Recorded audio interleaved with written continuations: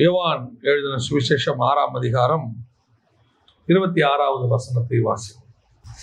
இயேசு அவர்களுக்கு பிரதியுத்தரமாக, நீங்கள் அற்புதங்களை கண்டதினால் அல்ல, நீங்கள் அப்பம் புசித்து திருப்தியானதினாலேயே என்னை தேடுகிறீர்கள் என்று மெய்யாகவே மெய்யாகவே உங்களுக்கு சொல்லுகிறேன். கண்களை மூடுவோம். நன்றி ஆவியானவரே, கோடான கோடி ஸ்தோத்திரங்கள் துதிகளை ஏறெடுக்கிறோம். அப்பா, இம்மட்டும் எங்களை நடத்தின இமானுவேலரே, இனிமேலும் நடத்த போகிற எபினேசரே, ஆண்டவரே, இந்த ஆராதனையினுடைய ஆரம்பம் முதல் இம்மட்டுமாய் நீர் ஆளுகை செய்து கொண்டிருக்கிற தயவுக்காக உமக்கு நன்றி. உடைய பாதப்படியில எங்களை சமர்ப்பிக்கிறோம். இந்த செய்தி நேரத்தையும் கர்த்தர் ஆசீர்வதிப்பீராக. கர்த்தர் நீர் இடைபடுவீராக, பேசுவீராக. வந்திருக்கிற ஒவ்வொருத்தரோடும் கர்த்தர் நீர் பேசுவீராக. எங்கள் ஆண்டவர் இயேசுவின் நாமத்தில் பிதாவே, அல்லேலூயா. வேதாகமத்தில் இயேசுவை பல நிலைகளிலே பின்பற்றினவரை நாம் பார்க்கிறோம். இயேசு கிறிஸ்துவை பின்பற்றுவதற்கு நிறைய காரணங்கள் ஜனங்களுக்கு இருந்தது. அதாவது சுகத்திற்காக, அதாவது வியாதியிலிருந்து சுகம் பெறுவதற்காக, பிசாசு பிடித்தவர்கள் விடுதலை அடைவதற்காக, அதற்கு பிறகு குருடர்கள் பார்வை அடைவதற்காக, அப்புறம் பரிசேயர் அவரை சோதிப்பதற்காக, அப்புறம் நாத்தான்வேல், நிக்கோதேமு போன்றவர்கள் அவரோடு கூட சம்பாஷிப்பதற்காக, இப்படி பல கூட்டங்கள் அவரைக்கு பின் சென்றது. ஒவ்வொருத்தரும் ஒவ்வொரு நோக்கத்துக்காக பின் சென்றார்கள். ஆனால் தேவனை நாம் என்ன நோக்கத்துக்கு பின்பற்றுகிறோம் என்பதுதான் இன்னைக்கு கேள்வி. பொதுவாக சபைக்கு வருகிறது ஏன், நான் ஏன் இயேசுவை பின்பற்றுகிறேன் அப்படின்னு கேட்டா, நம்மகிட்ட இருக்கக்கூடியதான பதில் என்ன அப்படின்னு கேட்டா, பெரும்பான்மையான பதில் என்ன, ஏன் சர்ச்சுக்கு வரீங்க அப்படின்னு கேட்டா, நம்ம சொல்ல போற பதில், நாங்கெல்லாம் கிறிஸ்டியன், அதனால என்ன செய்யறோம், சர்ச்சுக்கு வரோம். கிறிஸ்டியனா இருக்கிறதுனால நம்ம சர்ச்சுக்கு வந்தோம். கிறிஸ்துவ அடையறதுக்கு முன்னாடி, இயேசுவை ஏற்றுக்கொள்வதற்கு முன்பதாக வேறொரு வழிபாட்டு தளத்துல வேறொரு தெய்வத்தை வழிபட்டு கொண்டிருந்தோம். இப்பொழுது நாங்கள் இயேசுவை வழிபடுகிறோம். அதாவது நான் இயேசுவை தேடுவதற்கு காரணம், நான் கிறிஸ்டியன், அதனால என்ன செய்யறேன், இயேசுவை தேடுகிறேன். இயேசு நீங்கள் கிறிஸ்தவர் ஆவதற்கு என்னை பின்பற்றுங்கள்னு சொல்லவே இல்லை. நாங்களாம் உங்களை கிறிஸ்தவங்களா மாத்திர வாங்கன்னு இயேசு கூப்பிடவே இல்லை. இன்னும் சொல்ல போனா, இயேசு இருக்கிற வரைக்கும் கிறிஸ்தவர்கள் ஒரு குரூப்பே இல்லை. அப்போஸ்தலர் நடவடிக்கைகள் தான் சொல்லுது, அந்தியோகியால ஜனங்கள் அன்னைக்கு கிறிஸ்தவர்கள் என்று அழைக்கப்பட்டார்கள் அப்படின்னு இருக்கு. ஸோ இயேசு இருக்கிற வரைக்கும் கிறிஸ்தவர்கள் அல்ல. இன்னும் சொல்ல போனா, இயேசு கிறிஸ்தவர்களுக்காக வரவில்லை. இன்னும் சொல்ல போனால், இயேசு கிறிஸ்தவ கூட்டத்தை உருவாக்கவும் வரவில்லை. கிறிஸ்துவை பின்பற்றினவர்கள் கிறிஸ்தவர்கள் ஆனார்கள், அவ்வளவுதான். என்னுடைய இயேசு வந்த நோக்கம் வேறு, இயேசு பின்பற்றின சொன்ன நோக்கம் வேறு. இன்னைக்கு பெரிய கூட்டம் ஒன்று, பெருங்கூட்டம், நான் சொல்லுகிறது இருக்கிறதுலே மெஜாரிட்டி கூட்டம், இந்த யோவான் எழுதின சுவிசேஷம் 6ஆம் அதிகாரம் 26வது வசனத்தின் படிதான் அவர்கள் பின்பற்றுகிறார்கள் என்று சொல்லி பார்க்கிறோம். இப்ப இந்த ஜனங்க வந்தாங்களே, இவங்க இயேசு கிறிஸ்துவை எதற்காக தேடி வந்தாங்க? அந்த வசனம் சொல்லுது பாருங்க. இயேசு அவர்களுக்கு பிரதியுத்தரமாக, நீங்கள் அற்புதத்தை கண்டதினால் அல்ல.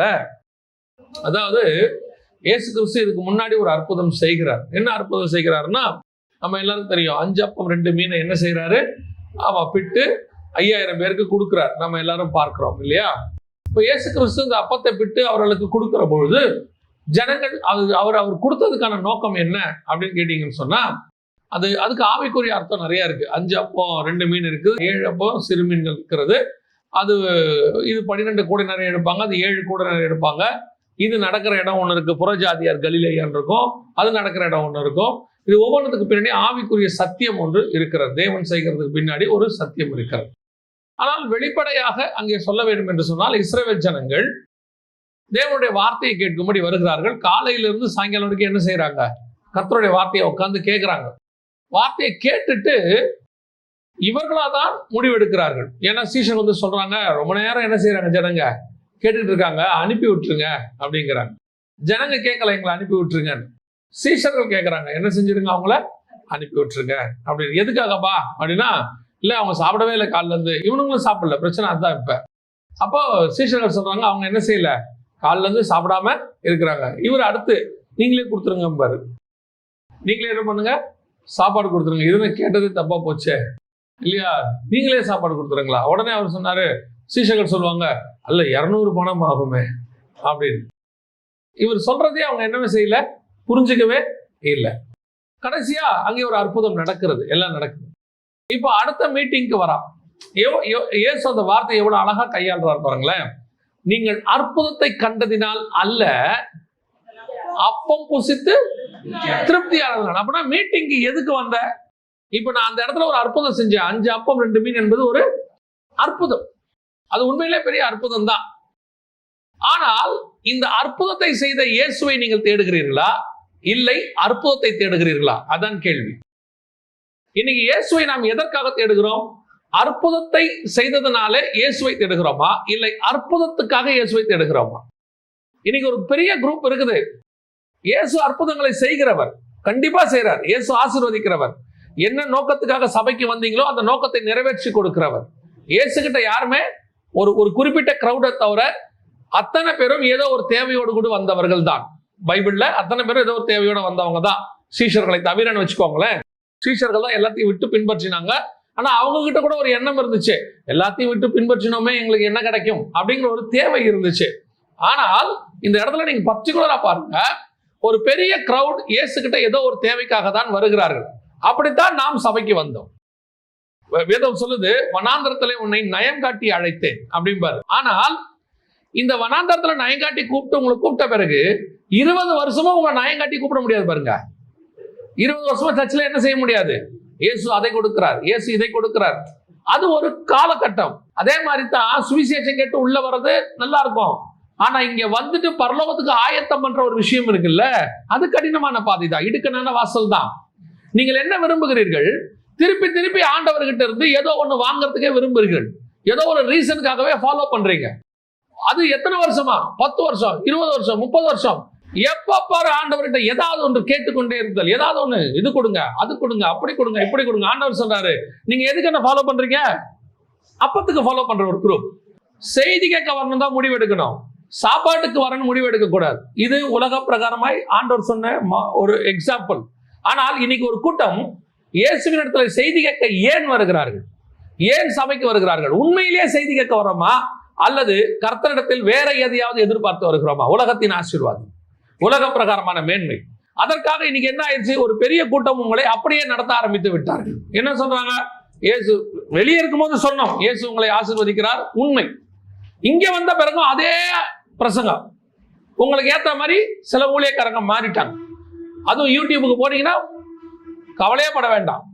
உங்களை அப்படி ஆக்குவார், இப்படி ஆக்குவார், அதை தருவார், இதை தருவார், இப்படி உலக பிரகாரமாக உங்களுக்கு, அதாவது உங்களுக்கு உலக பிரகாரமாக என்ன தேவை என்பதை பரமபிதா முன்பே அறிந்திருக்கிறார். அவர் அது ஏற்ற நேரத்தில், ஏற்ற நேரம் வரும்போது சரியாய் செய்வார். அவரை மாதிரி பெர்ஃபெக்ட் டைமிங்ல செய்யறதுக்கு ஆளே கிடையாது. நான் சொல்லுவேன், என் ஊழியத்தின் பாதையாக இருக்கட்டும், என் குடும்ப வாழ்க்கையாக இருக்கட்டும், என் தனிப்பட்ட வாழ்க்கையாக இருக்கட்டும், என் தேவைகளை சந்திப்பதற்கு தேவனை போல பெர்ஃபெக்ட் டைமிங்ல உள்ள இன்னொரு ஆளை நீங்க பார்க்கவே முடியாது. கரெக்டா வந்து சேரும். இப்ப ரீசெண்டா சிலருடைய சாட்சிகளை கேட்டுக்கொண்டிருக்கும் போது அவ்வளவு ஆச்சரியமா இருக்குது. கர்த்தர் அவ்வளவு பெர்ஃபெக்டா சந்திக்கிறாரு, அவ்வளவு அற்புத அடையாளங்களை செய்கிறாரு. கர்த்தர் குறைவில்லாதபடிக்கு நடத்துகிறார். ஆனா ஒரு கூட்டம் இருக்கு, எப்ப பார்த்தாலும் வர்றது என்னமோ பைபிளை தூக்கிட்டு வர்றது, வர்றது என்னமோ ஆண்டவரை நோக்கி தான் வர்றது, சர்ச்சுக்கு தான் வர்றது. ஆனா வர்ற நோக்கம் என்ன? இன்னைக்கு ஒரு குரூப் உட்கார்ந்து இருக்குது, ஆண்டவர்கிட்ட ஏதாவது கிடைக்கும், ஆசீர்வாதம் வரும்போதே ஆண்டவர் நல்லா தான் ஆசீர்வச்சிருக்கிறார், நல்லா ஆசீர்வச்சிருக்கிறார். இப்ப என்ன குறைய வச்சிருக்கிறார்? உங்களுக்கு ஒரு வாடகை கொடுக்கறதுக்கோ அல்ல சொந்தமாக ஒரு வீடு இருக்கிறது, ஒரு வாகனம் இருக்கு, 2 வீலரோ 4 வீலரோ ஒரு வாகனம் இருக்கு, ஒரு மாசத்தை நடத்த தேவையான மளிகை சாமான் கிச்சன்ல இருக்கு, ஒரு வாரத்துல சாப்பிட முடியாத மிச்சம் மீதி ஃப்ரிட்ஜுக்குள்ள இருக்கு. இவ்வளவு வச்சிருக்கீங்க, இவ்வளவு கொடுத்துருக்கிறாரு.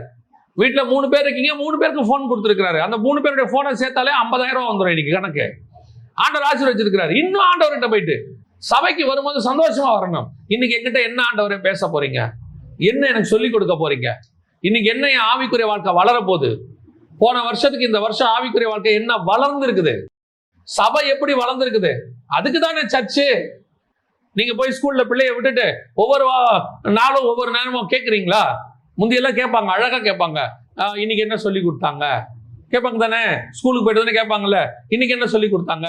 சில அம்மாக்கள் இருக்கிறாங்க, டைரியில பார்ப்பாங்க இன்னைக்கு என்ன எழுதி கொடுத்துருக்காங்க. நாம அதை பார்த்து பிள்ளையுடைய வளர்ச்சி என்னங்கிறத பார்க்குறோம்.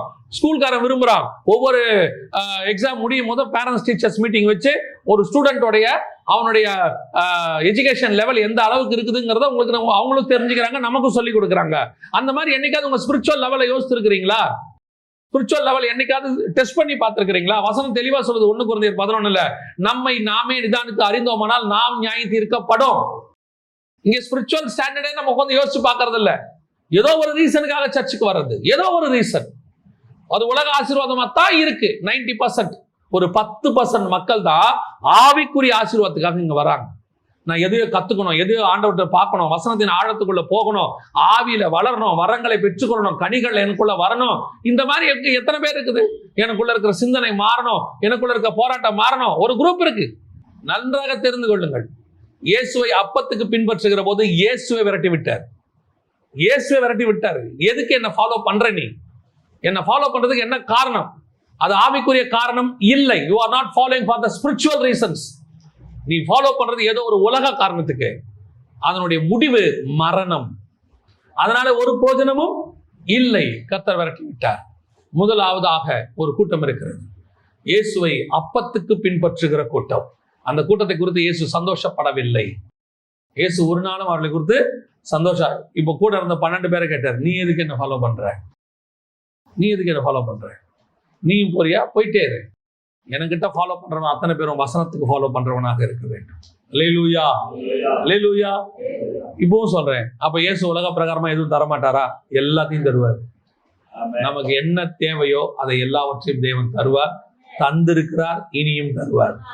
என்ன தராம ஆண்டவர் நமக்கு விட்டுட்டாரு? சொல்லுங்க, என்ன தராம விட்டுட்டாரு? இது வரைக்கும் நமக்கு என்ன தேவை? போதுன்ற அளவுக்கு தான் சாப்பாடு கொடுத்துருக்கிறார் இல்லையா? போடுறதுக்கு ஒன்றுத்துக்கும் மேற்பட்ட ட்ரெஸ் கொடுத்துருக்கிறார் இல்லையா? ஒரு மாசத்துக்கு செலவு பண்றதுக்கு தேவையான பணத்தை கொடுத்துருக்கிறார். கவனிச்சு கொள்ளுங்க. மற்றவங்களை பார்த்து உங்களை நீங்க சூடு போட்டுக்காதீங்க. அவன் பெரிய வீடு கட்டிட்டான், இவன் பெரிய வீடு கட்டிட்டான். நான் திருப்பியும் சொல்றேன், நான் இந்த ஆண்டவரை ஏற்றுக்கொண்டு 30 ஆண்டு காலமாகிறது, 32 ஆண்டு காலமாகிறது. இந்த இயேசுவை நான் ஏற்றுக்கிட்டேன். 18 வயசுல ஏற்றுக்கிட்டேன். இந்த 32 வருஷமும் நான் சொல்லுவேன், இயேசு எனக்கு நல்லவராகவே இருந்திருக்கிறார். என்ன 32 வருஷமும் எனக்கு தேவைகளை சந்திச்சிருக்கிறாரு. கடன் இல்லாம என்னை வச்சிருக்கிறாரு, சந்தோஷமா வச்சிருக்கிறார், நிம்மதியா வச்சிருக்கிறார். எல்லா பிரச்சனையும் எல்லாரும் மாதிரி இருக்கும்.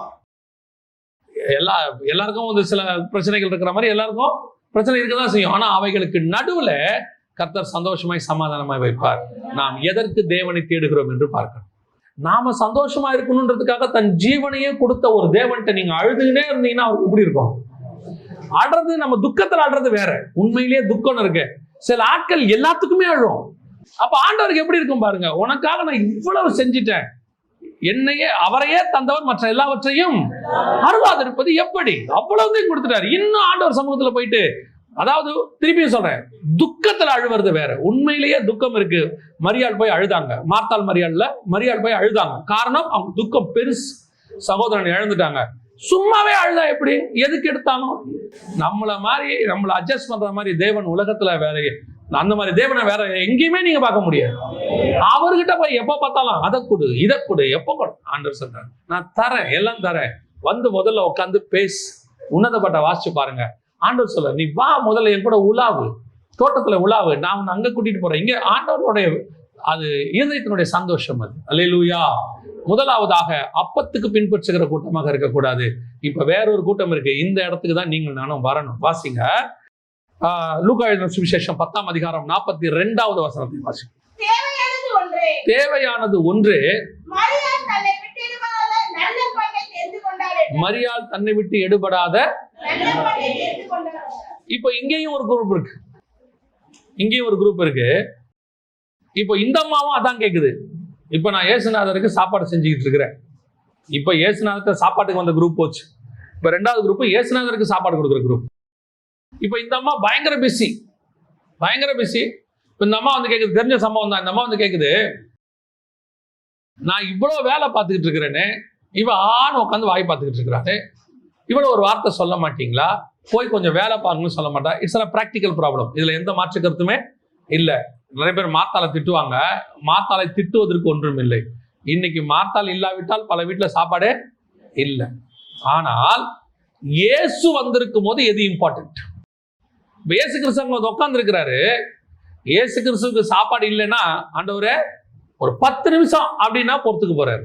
40 நாள் சாப்பிடாம இருந்த ஆண்டவர் அவரு. ஆனால் அவர் எதை விரும்புறாரு?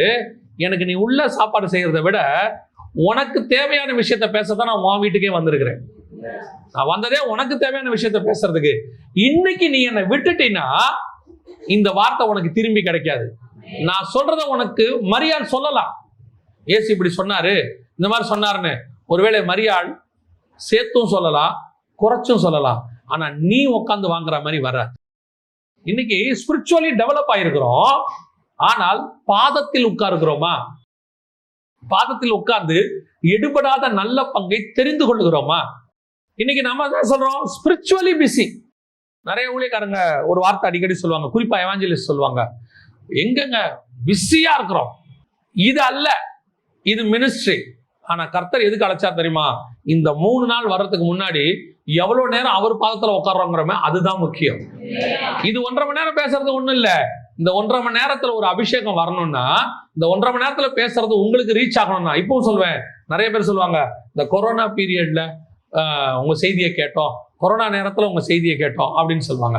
கொரோனா நேரத்துல தான் அவங்க கேட்டுக்கிறாங்க. கொரோனா வந்து 2020, நாங்க ஊழியத்தை ஆரம்பிச்சது 2004. எங்க செய்தி ரீச் ஆகிறதுக்கு 16 வருஷம் ஆயிருக்குது. எத்தனை வருஷம் ஆயிருக்குது? 16 வருஷம் ஆயிருக்கு. ஆனா 16 வருஷமும் ஊழியம் பண்ணிருக்கிறோம், ஆண்டவர் நடத்தி இருக்கிறாரு. ஆனால் ஏற்ற நேரம் வரும்போதுதான் அந்த வார்த்தை உங்களுக்கு ரீச் ஆயிருக்குது. புரியுதா உங்களுக்கு? அப்படின்னா நாம எவ்வளவு தேவ பாதத்துல உட்கார்றோமோ அவ்வளவு ரீச் ஆகும். இன்னைக்கு இங்க பாதத்துல உட்காராம பிஸி, ரொம்ப பிஸி. தேவனை பார்க்காம நான் ஒருத்தரை பார்க்க வேண்டிய அவசியம் இல்லை. அப்படி ஒரு அவசியமே எனக்கு இல்லை.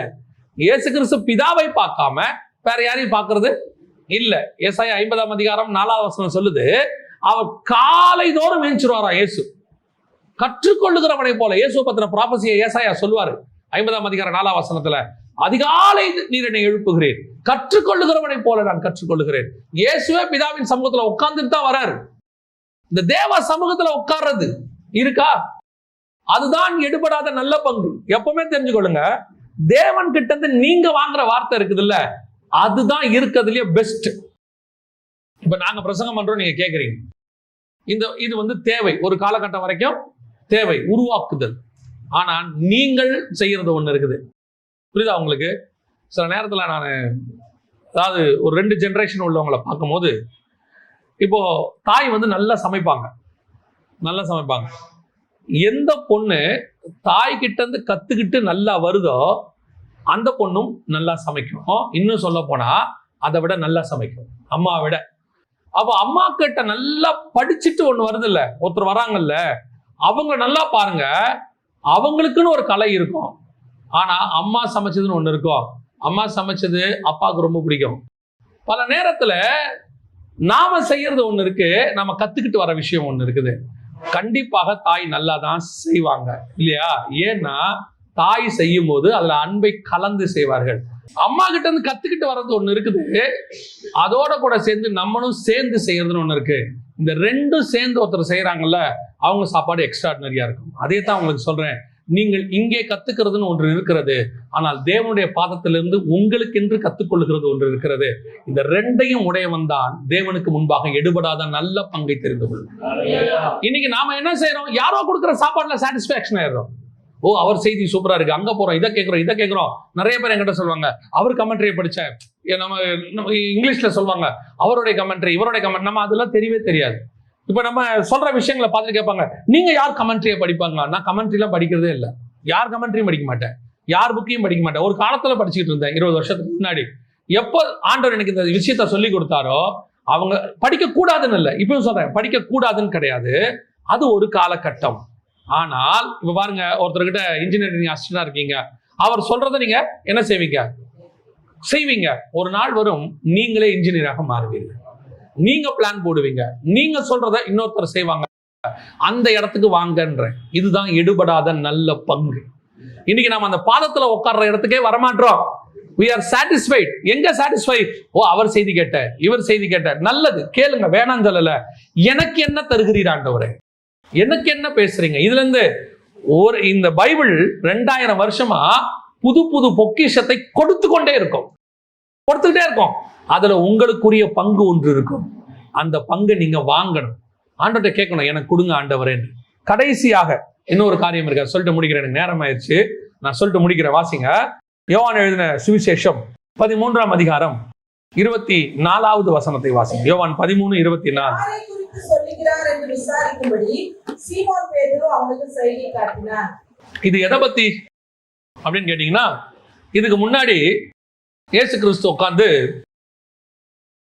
உங்களில் ஒருவன் என்னை காட்டி கொடுப்பான்னு சொல்லிட்டார். உங்களில் ஒருவன் என்னை எனக்கு அவங்க கேட்ட விதம் இருக்கு பாருங்களேன், எனக்கு ரொம்ப ஆச்சரியமா இருக்கும். அவங்களாம் என்ன கேட்டாங்க திருப்பி? நானும் தான் கேட்பாங்க. நானான்னு கேட்பாங்கல்ல. யாராவது அப்படி கேட்பீங்களா? இங்க ஒரு 10 ரூபாய் காணோம், யாரோ திருடிட்டாங்க, நானே என்னையா சொல்றீங்க நம்ம கேட்போமா?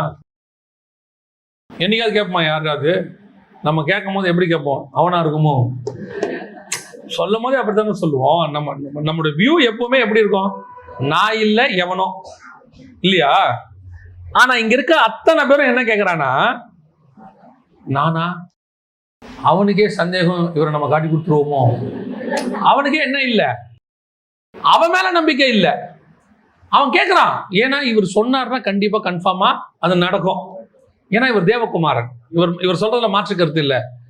அவனுடைய பயம் என்னன்னா, அது நானா இருந்திருக்க கூடாது, நான் பின்னாடி போயிட கூடாது, ஒருவேளை காட்டி கொடுக்கிறவன் நானா இருக்க கூடாது. எனக்கு அவன் கேட்கறது ரொம்ப ஆச்சரியமா இருந்துச்சு. பொதுவா நம்ம என்ன சொல்லுவோம்? யோவான யாக்கோபா என்ன சொன்னோம்? அண்ணன் தம்பிங்க 2 பேரு, பேதுருவா இருக்குமோ, இந்த பையன் தான் ரொம்ப அப்பயே கேட்டான், எனக்கு என்ன கிடைக்கும்னு கேட்டான், இவனா இருக்குமோ, இப்படிதானே பேசணும். ஆனா அத்தனை பேரும் கேட்பாங்க, நானா ரவி. அப்படின்னா இவங்க எல்லாருக்குள்ளேயும் ஒரு எண்ணம் இருந்துச்சு, மற்றவங்க மேல இவங்க யாருக்குமே என்ன வரல, சந்தேகமே வரல. மற்றவங்களை பத்தி இதுதான் சீஷர்களுக்கும் நமக்கும் வித்தியாசம்.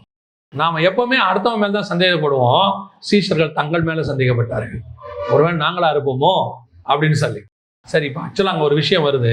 இப்ப யாருன்னு தெரியல, அத்தனை பேரும் பார்த்தாச்சு, ஒருத்தர் கேட்டாச்சு நானான்னு சொல்லி. ஆண்டவர் யாருக்கும் பதில் சொல்லல. இப்ப சீமோன் பேதுரு, அந்த வசனம் சொல்லுது, 24வது வசனம் வாசிங்க. யாரை குறித்து சொல்லுகிறார் என்று விசாரிக்கும்படி சீமோன் பேதுரு அவனுக்கு சைகை காட்டினான். ஏன் யோவானை பார்த்து சீமோன் பேதுரு சைகை காட்டுறாரு?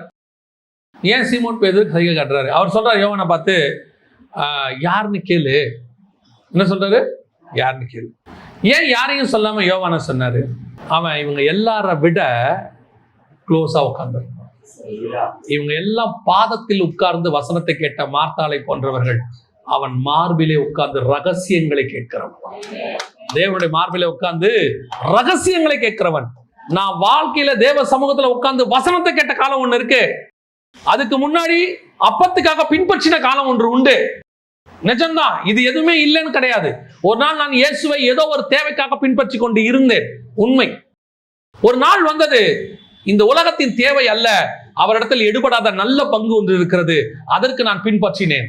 இப்ப எனக்கு இந்த உலகத்துல அவர் எதை கொடுத்தாலும் சரி, கொடுக்காவிட்டாலும் சரி, ஆனால் அவர் இருக்கிறார் போதுங்கிற எண்ணம் வந்துருச்சு.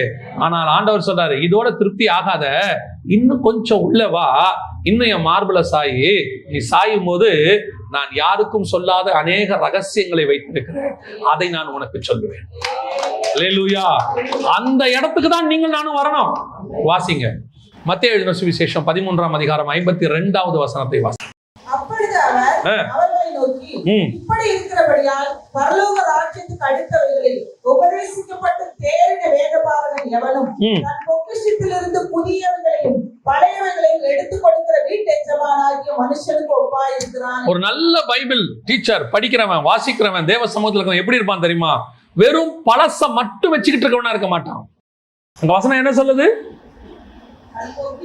தன் பொக்கிஷத்திலிருந்து புதியவைகளையும் பழையவைகளையும் எடுத்து கொடுக்கிற. அப்ப நீங்க உட்கார்ந்து இருக்கிற இடம் இயேசு கிறிஸ்து கிட்ட எல்லாரும் வாங்குற சாப்பாடு இல்ல, இயேசு கிறிஸ்து எல்லாரும் வாங்குற நல்ல பங்கு இல்ல, அதையும் தாண்டி யாருக்கும் கிடைக்காத புதிய வெளிப்பாடுகள், புதிய காரியங்கள், கர்த்தர் எனக்குன்னு வச்சிருக்கிறவைகளை அவர் மார்பிலிருந்து நான் வாங்கி கொண்டு வருவேன். அதனாலதான் யாருக்கும் கிடைக்காத வெளிப்படுத்தின விசேஷம் யோவானுக்கு கிடைச்சிச்சு. அதுக்கு பேரே விசேஷம். என்ன விசேஷம்? வெளிப்படுத்தின. ஏன்? அவன் முன்னாடியே வெளிப்பாட வாங்குறவன், யாருக்கும் தெரியாத வெளிப்பாட அவன் வாங்குறவன். 11 பேருக்கு தெரியாது. யாரு? ரவி நானா அலைஞ்சிக்கிட்டு இருக்கும் போது அப்படி மார்பில சாஞ்சி கேட்கிறா, யாரு? நான் கேட்ட உடனே இவரால பதில் சொல்லாம இருக்கவே முடியல. இவர் சொல்றாரு, இந்த துணிக்கையை தோய்த்து யார் கையில் கொடுக்கிறேனோ அவன் தான். சொல்லிட்டார் பாருங்க அவங்கிட்ட. இந்த இடத்துக்கு தான் நீங்கள் நானும் வரணும். நான் கேட்டா அவர் சொல்லுவார், நான் கேட்டா ரகசியம் வெளிப்படும், நான் கேட்டா தேவன் சொல்லாமல் இருக்க மாட்டார். எலிசா கிட்ட ஒரு நல்ல குணம் இருக்கும். அதை படிக்கும் போது அவங்ககிட்ட ஒரு துக்கம் இருக்கும். எலிசா கிட்ட 2 ராஜாக்கள்ல இருக்கும். அந்த சூனேம் ஊரால அந்த அம்மா வருவாங்க, பையன் செத்து போயிடுவான். ஓடி வரும்போது கேயாசியை சொல்லி அனுப்புவார் எலிசா, நீ போய் ஓடி போய் அந்த அம்மா சுகமா, பையன் சுகமான்னு போய் கேளும்பாங்க. அந்த அம்மா எல்லாம் சரி சுகந்தான்ட்டு போயிடுவாங்க. வந்து எலிசாவுடைய பாதத்துல விழுவாங்க. விழுந்த உடனே கேயாசி தூக்குவான். தூக்கும் போது எலிசா ஒரு வார்த்தை சொல்லுவாரு, அவளை நீ டிஸ்டர்ப் பண்ணாத, அவள் துக்கம் பெரிது, கர்த்தர் அதை எனக்கு மறைத்தார். அவனோட அர்த்தம் என்னன்னா, எல்லாத்தையும் சொல்லுவாரு, இதை மறைச்சிட்டார். அதான் அவனுடைய எதிர்பார்ப்பு பாருங்க. எல்லாத்தையும் சொல்லுவாரு, இதை ஏன் சொல்லல? ஓடி வரும்போது எனக்கு தெரிஞ்சிருக்கணுமே. நாகமானுக்கு திரும்பும் பொழுது கேயாசி போகும்போது எலிசா சொல்றாரு, அந்த மனுஷன் தன் ரதத்தை விட்டு திரும்பும் போது என் ஆவி உன்னோடு கூட வரவில்லையா? அவன் இறங்கும் போது இவர் போயிட்டாராங்க எலிசா. அப்போ ஒரு பெரிய ராணுவ சேனை வரும்போது பரலோகம் திறந்துருச்சு. எல்லாத்தையும் எனக்கு வெளிப்படுத்துவாருப்பா. இவ ஓடி வந்துகிட்டு இருக்கா, ஏன் வராருன்னு எனக்கு அவர் சொல்லல, ஏன் நானும் கேட்கல. ஒருவேளை ஏதோ சாதாரண நினைச்சிட்டேன். ஆனா அவ துக்கம் ரொம்ப பெருசு. அவ துக்கம் பெருசை விட இவன் துக்கம் என்ன தெரியுமா? எனக்கு மறைச்சிட்டாரு. அப்படின்னா அவன் தேவனோட எவ்வளவு ஒரு ஐக்கியம் பாருங்க, எவ்வளவு ஒரு அவரோடு இருக்கக்கூடியதான அந்த உறவு தேவன் கூட. அதைத்தான் கர்த்தர் உங்ககிட்ட எங்கிட்ட எதிர்பார்க்கிறார். அதுதான் எக்ஸ்பெக்ட் பண்றாரு. பாதத்தில் உட்கார்ந்து படிக்கிறது நல்லது, அது நிச்சயமாக வேணும். ஒரு நாள் உங்களுடைய ஊழியக்காரர் உங்களுக்கு சொல்லக்கூடிய காரியங்களை உட்கார்ந்து படிக்கிறீங்க, வேதபாடம் படிக்கிறீங்க, 10 வருஷம் படிக்கிறோம். ஆனா நம்மளுடைய எண்ணம் என்னவா இருக்கணும் தெரியுமா? ஆண்டவரே, எனக்குன்னு ஒரு ரகசியம் வச்சிருக்கீங்கல்ல, நான் உங்க மார்பிள சாஞ்சி கொள்றேன், எனக்கு வெளிப்படுத்தி கொடுங்க ஆண்டவரே. நான் உங்களுக்கு சொல்றேன், உங்களுக்குன்னு கொடுக்குற அந்த வெளிப்பாடு இருக்குல்ல, அது உங்கள் ஆத்துமாவை நினமுள்ளதாய் மாற்றும், உங்க ஆவிக்குரிய வாழ்க்கையை உயர்த்தி வைக்கும். உங்களுக்கும் தேவனுக்கும் நடுவுல ஒரு உறவு வரும் பாருங்க.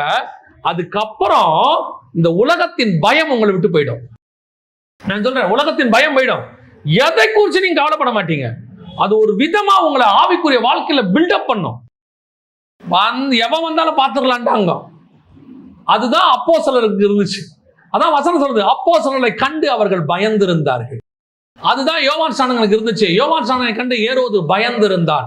அதுதான் எலியாவுக்கு இருந்துச்சு. எலியாவை பார்த்து ஆகாப்பு பயந்திருந்தான். அதுதான் இயேசு கிறிஸ்துவுக்கு இருந்துச்சு.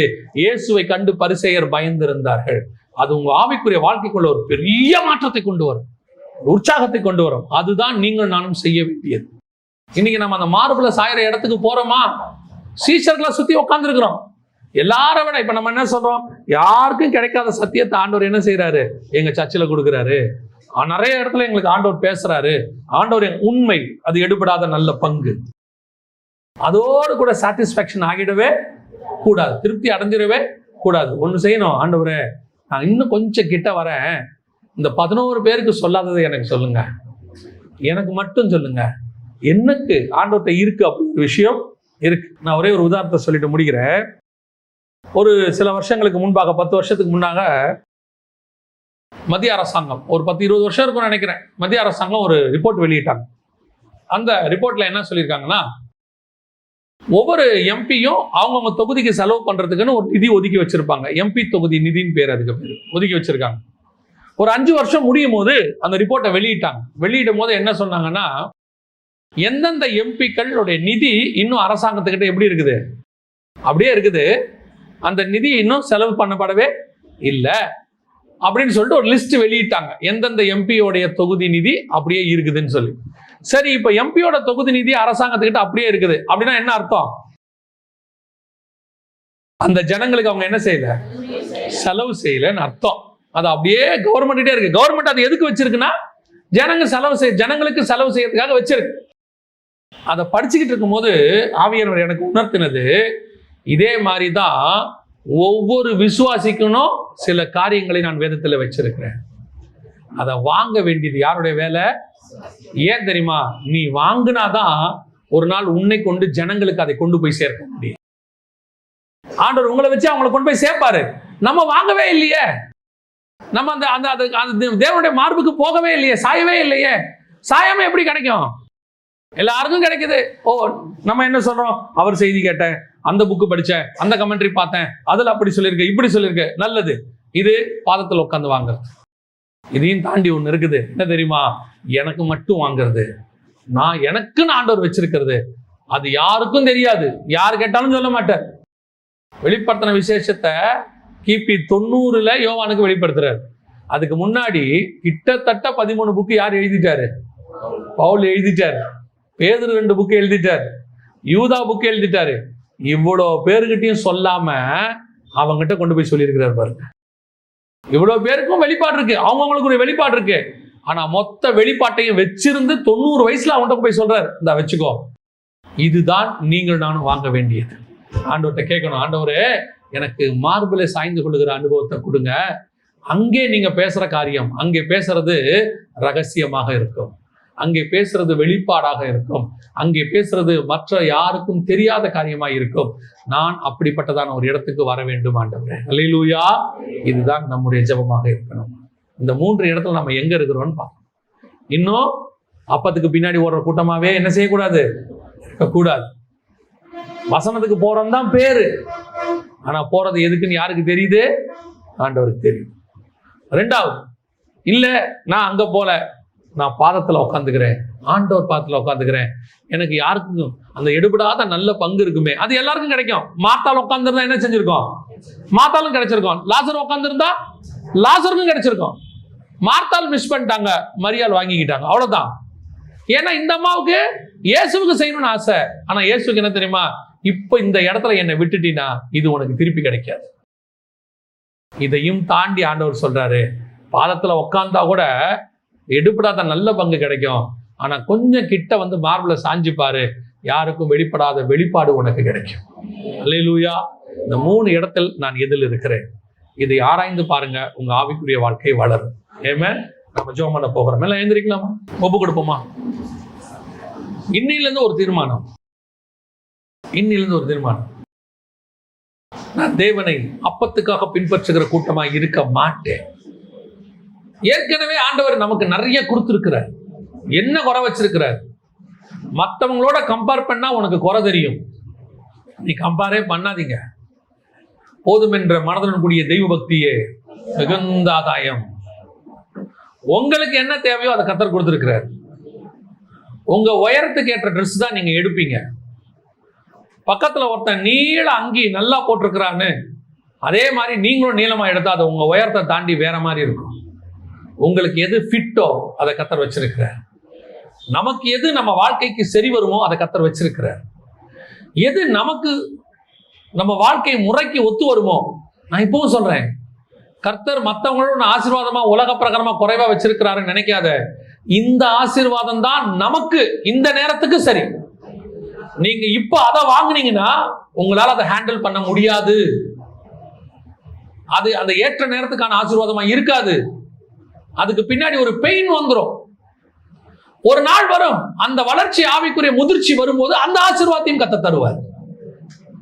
ஆடு மேய்க்கிற காலத்தில் நீ ஆடு மேய்க்கிறவனை தான் இருக்கணும். ஆனா ராஜாவா அபிஷேகம் பண்ணிடுவாரு. ஆனால் உன்னை ராஜாவாக்குற காலம் ஒன்று இருக்கிறது, அப்பதான் ராஜாவாக்குவார். அது வரைக்கும் நீங்க கொஞ்சம் கத்துக்கொள்ளுகிற காலம் இருக்கு. என்ன சாமுவேல் அபிஷேகம் பண்ணிட்டாரு, நான் இப்பவே சவுல் பக்கத்துல போய் ராஜாவா உட்காருவேன், கிளைம் பண்ணுவேன், சிங்காசனத்தை கிளைம் பண்ணுவேன். இது ஏன் சிங்காசனம் சொன்னீங்கன்னா அன்னைக்கே சவுல் உங்களை கொண்டு போட்டுருவான். ஆண்டவர் நமக்கு ஞானத்தை கொடுத்திருக்கிறார். நான் வெறும் அப்பத்துக்காக பின்பற்றுகிற கூட்டம் அல்ல. எங்க போனாலும் ஒரு கூட்டம். அப்படி திருப்பியும் சொல்றேன், மனுஷனுக்கு பின்னாடி ஓடாதீங்க, தேவனுக்கு பின்னாடி ஓடுங்க. மனுஷன் உங்களை நரகத்துக்கு நடத்திடுவான், மனுஷன் உன்னை வீழ்ச்சிக்கு நடத்திடுவான்.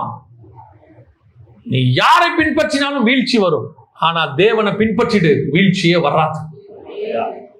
அதனாலதான் பவுல் சொல்றார், நான் கிறிஸ்துவை பின்பற்றுகிறது போல. இந்த கிறிஸ்துவுக்கு பின்னாடி போயிடணும். That's very important. 2வது, இந்த அப்பத்துக்கு பின்பற்றத்தை விட்டுட்டு பாதத்துல உட்கார கத்துக்கோங்க. முதல்ல அதான் ஃபர்ஸ்ட் ஸ்டேஜ். உட்காருங்க, கொஞ்ச நேரம் உட்காருங்க. ஆபீஸ்ல இருந்து வந்த உடனே முகம் கழுவிட்டு காஃபி குடிச்சிட்டு டிவிக்கு முன்னாடி ரிமோட் எடுக்காதீங்க. உங்க ஜெப அறையோ அல்லது உங்க அறைக்கோ போயிட்டு ஒரு 1/2 மணி நேரம் தேவ சமூகத்துல உட்காருங்க. ஒன்னும் பிரச்சனை இல்லை, எதுவும் மூழ்கி போகாது. நியூஸா இருந்தா கூட 2வது தடவை பார்த்துக்கலாம். இப்பதான் நியூஸை ரிப்பீட் பண்ணி போட்டுக்கிட்டே இருக்கிறான் டிவியில. ஒரு 1/2 மணி நேரம் போய் தேவ சமூகத்துல உட்காருங்க. நான் ஞாயிற்றுக்கிழமை சர்ச்சுக்கு போனேன், செய்தி கேட்டேன், அது பொதுவா எல்லாருக்கும் பேசுறது. பாதத்துல உட்கார்ந்து கேட்கிற ஒரு அனுபவம். ஆண்டவரே, இன்னைக்கு நான் வேதம் வாசிச்சேன், ஆண்டவரே, அதுல இருந்து ஏதாவது எனக்கு சொல்லி கொடுங்கப்பா. வேதத்தின் காணும்படி, மகத்துவங்களை காணும்படி என் கண்களை திறந்தருளுங்கப்பா. அதுல இருக்கிற வெளிச்சத்துக்கு நேரா என்ன நடத்துங்கப்பா. கேட்டு பாருங்க, உங்க ஆத்மா களி கூறத்தக்கதான வெளிப்பாடுகளை கர்த்தர் கட்டளையிடுவார். உங்க ஆத்மாக்குள்ள ஒரு களி கூறுதல் வரும். அது நீங்க உலகத்துல எவ்வளவு சம்பாரிச்சாலும் கிடைக்காத களி கூறுதல். அது நான் அனுபவிச்சதுனால உங்களுக்கு சொல்றேன். தேவன் கொடுக்கிற ஒரு வெளிப்பாடை வாங்கும் போது அன்னைக்கு ஒரு 2 மணி நேரத்துக்கு தூக்கம் வராது. அவ்வளவு அது உள்ள ஒரு ரெஃப்ரெஷ் ஆயிடுவீங்க. நீங்க ஆண்டவர்கிட்ட கேட்டு பாருங்க, ஆண்டவரே பாதத்துல உட்கார்ந்து நான் படிக்கணும் ஆண்டவரே. கடைசியாய் இதோடையும் திருப்தி ஆயிடாதீங்க, இதோடையும் ஆயிடாதீங்க. இன்னும் கொஞ்சம் கிட்ட வரேன் ஆண்டவரே, இன்னும் நெருங்கி சேர்ற ஆண்டவரே. அந்த இடத்துல வச்சு உங்க மார்பில் என்னை சாய்ந்து கொண்டு, வேதம் சொல்லுது உன்னத பாட்டுல, வனாந்தரத்துல மார்பிலே சாய்ந்து கொண்டு வருகிற இவள் யாரோ? எல்லாரும் தூரத்துல இருந்து எருசலேம் குமாரத்திகள்லாம் பேசிக்கிட்டு இருக்கும் போது மணவாட்டி மட்டும் மார்பில சாஞ்சிக்கிட்டு வராலாம். அந்த இடத்துக்கு தான் நீங்கள் நானும் வரணும். 11 சீஷர்களும் உட்கார்ந்து இருக்கும் போது ஒருத்தன் போய் சாஞ்சிக்கிட்டான். அதுதான் ரொம்ப முக்கியம். ஒப்பு கொடுப்போமா? நான் எந்த இடத்துல இருக்கிறேன், இனியோட இது திட்டம், இனியோட நான் பின்னாடி போறதை நிறுத்திடுவேன், அப்பத்துக்கு போறதை நிறுத்திடுவேன், ஸ்டாப் பண்ணிடுவேன். இனி நான் தேவன் பாதத்தில் உட்காருகிற ஒரு மனுஷனை மாறுவேன்.